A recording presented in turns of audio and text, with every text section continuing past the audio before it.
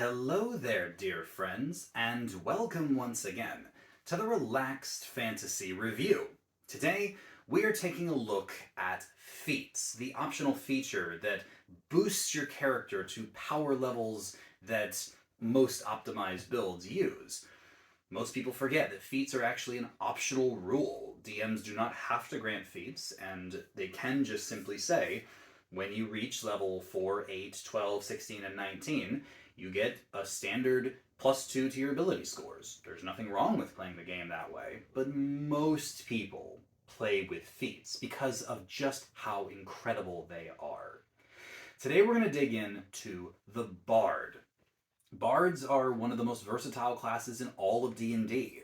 They're full casters with a myriad of useful control and utility spells. They are also proficient with weapons that usually is all that they need. They've got Bardic Inspiration, a phenomenal list of subclasses. What could they possibly need other than boosting up their charisma, maybe their dexterity? Well, I've prepared a top 5 list of things that might make you consider not taking that +2 boost and instead taking one of these feats. Before we get into the list, though, I'd like to let you know that Relaxed Fantasy Review has memberships for just $1 a month. You can support me here on YouTube. Just click the join button below this video. You get a little badge next to your name in the comments, letting people know that you're a supporter of the channel, as well as my undying gratitude. Thank you so much for watching, for supporting, and just enjoying the content. So today, let's talk about the Bard, and let's focus straight away on what I believe is the one weakness the Bard has. The Bard is amazing at basically everything D&D has except damage dealing, oddly enough. Damage dealing is something Bards struggle with. Their spellcasting is not leaned into damage. They don't get extra attack unless they take a specific subclass or any real damage boosting effects outside of some niche cases. Enter Spell Sniper. Spell Sniper is a feat that does a very simple thing. It doubles the reach of your spells, meaning that if a spell has a normal range, you can do it twice as far. It also allows you to ignore cover, 1/2 and 3/4 cover, meaning that unless a creature is completely obscured from your vision, you can hit them just like normal. There's no AC boost to that. But that's really not why we're here. Those are two amazing things that should not be discarded, but the real reason we're here is because this spell grants you a cantrip. It says here, take a cantrip from any caster's list, as long as you are using the same stat that they use, you can use it like normal. And in this case, we're going to take a little dip into the Warlock spell list. And yes, we could take a dip into Warlock for this, but that would slow down our spell progression. And it wouldn't give us those other benefits. We're going to nab the greatest damage dealing spell in 5th edition, Eldritch Blast. This beam spell allows you to send crackling force beams at your enemies. 1d10 to start, and then every time cantrips scale, it gains another damaging beam. Warlocks are famous for this spell. And although bards don't get the evocations that boost it up, just taking Eldritch Blast will take your bard from being a mediocre damage dealer all the way up to being a phenomenal blaster, especially when you pair it with other spells on the bard list. Now, you could also get this from a different feat, such as Magic Initiate, or even the Strixhaven Initiate feat, but I still think that Spell Sniper deserves a spot on this list because Eldritch Blast also is a far range cantrip, and doubling its distance, that's an invocation that Warlocks get, but the feat does it by itself. This takes a phenomenally powerful spell and amplifies it in ways that Warlocks would have to use their resources to do. And a Bard gets it along with the cantrip. So Spell Sniper, amazing for boosting your Bard's damage. But bards aren't typically here to do damage. I mean, they can, and they should when they have the opportunity, but the real reason they're here is for their charisma, their persuasion, and their deception, their ability to convince people to listen to them in the most backhanded ways possible. And we all love them for it. And so the next feat on my list is the Actor feat. This is a half feat, so you still get to have a +1 to one of your ability scores, charisma in this case, and what you gain from this is twofold. You gain advantage on your persuasion or deception checks whenever you're trying to pass off as someone else. You pair this with Disguise Self or the Disguise Kit, and you've got yourself a winner. But it gets better. You also only have to listen to a person speak for 1 minute before you can mimic their speech. You can sound like them. That's amazing, especially when you're already getting advantage on your checks and you've got the Disguise Self or the Disguise Kit. That means that you basically are the perfect infiltrator. You can pass off as anybody, really, because you sound like them, have advantage on your deception or persuasion checks, and look like them. The Actor feat takes the Disguise Self spell that bards get anyway, and makes it from a very useful spell to being one of the greatest powers the bard can use throughout the game. Actor feat fits perfectly with bards.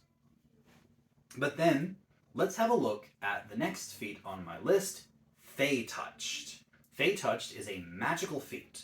It grants a +1, it's also a half feat, to intelligence, wisdom, or charisma. For a bard, I'd obviously recommend taking charisma.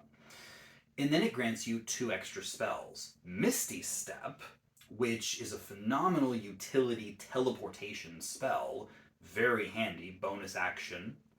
And it grants you 1 first level spell from the divination or enchantment spell list. Now, bards are already great at enchantment spells. Charming, controlling, dominating people, that's kind of their bread and butter. But what they're missing is damage, like I said earlier. And 1 spell that they can't get, well, 2 really, is Hunter's Mark and Hex. Taking Hex on a bard, especially if you already have Spell Sniper, is another way to boost your damage. And it's a half feat, and you've got Misty Step, plus you also get to cast the spells granted to you from Fay Touched once per day for free, which is just more magic on your side. This takes what bards are great at and what they're not so great at, and just doubles down. The Fay Touched feat is one of the best spell casting feats in the game, and it belongs perfectly with a bard. So, what next? What else could a bard possibly want? Well, we're going to lean a little bit heavier into 2 specific kinds of bards, Valor bards and Swords bards, although these will work with any bard you like. We're going to talk about the Warcaster feat. Warcaster is a phenomenal feat that lots of spellcasters take. And with bards being these natural, lightly armored, sword and shield wearing, in some cases, spellcasters, gishes, really, they want to be able to use their spells and their weapons together. Warcaster allows you to do that, and more.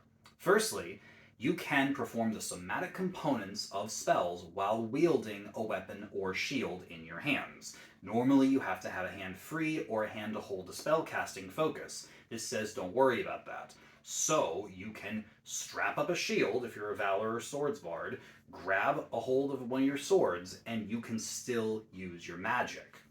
You also gain the ability to opportunity attack with spells. If a creature leaves your reach, you can blast them, especially if you took Eldritch Blast with Spell Sniper, using a spell instead of having to try to stab them with your sword. Not that there's anything wrong with opportunity attacking with weapons, but using spells is what bards prefer most of the time. And then the real reason we're here at Warcaster, the reason that most people take the feat, the third thing is that you have advantage on your concentration checks. When you're concentrating on a spell, bards love to throw out Hypnotic Pattern or Suggestion or some other controlling spell that really the battlefield around. But if you lose concentration because you took damage, because you're not a really tough character, that can be detrimental to your plans. Warcaster gives you advantage on those checks, making it far less likely that you'll lose concentration on a pivotal spell. So Warcaster just gives you everything. Casting with weapons in hand, opportunity attacking with your spells, and advantage on concentration checks. Game, set, match. Is this the best feat for bards? Debatably so.